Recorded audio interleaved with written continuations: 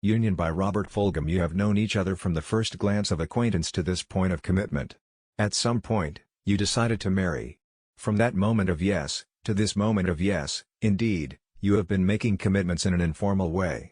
All of those conversations that were held in a car, or over a meal, or during long walks, all those conversations that began with, "when we're married," and continued with "I will and you will and we will," all those late-night talks that included someday and somehow and maybe, and all those promises that are unspoken matters of the heart. All these common things, and more, are the real process of a wedding. The symbolic vows that you are about to make are a way of saying to one another, "You know, all those things that we've promised, and hoped, and dreamed, well, I meant it all, every word." Look at one another and remember this moment in time. Before this moment you have been many things to one another: acquaintance, friend, companion, lover, dancing partner, even teacher, for you have learned much from one another these past few years. Shortly you shall say a few words that will take you across a threshold of life, and things between you will never quite be the same.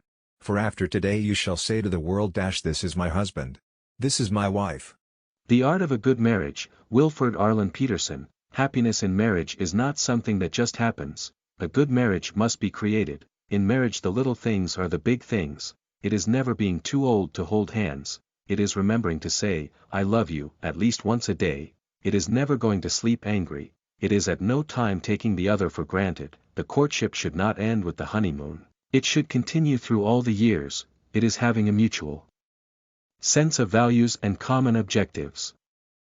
It is standing together facing the world. It is forming a circle of love that gathers in the whole family. It is doing things for each other, not in the attitude of duty or sacrifice, but in the spirit of joy. It is speaking words of appreciation and demonstrating gratitude in thoughtful ways. It is not looking for perfection in each other. It is cultivating flexibility, patience, understanding and a sense of humor. It is having the capacity to forgive and forget. It is giving each other an atmosphere in which each can grow. It is a common search for the good and the beautiful. It is establishing a relationship in which the independence is equal, dependence is mutual and the obligation is reciprocal. It is not only marrying the right partner, it is being the right partner. Marriage Advice, Jane Wells, 1886. Let your love be stronger than your hate or anger. Learn the wisdom of compromise, for it is better to bend a little than to break. Believe the best rather than the worst. People have a way of living up or down to your opinion of them.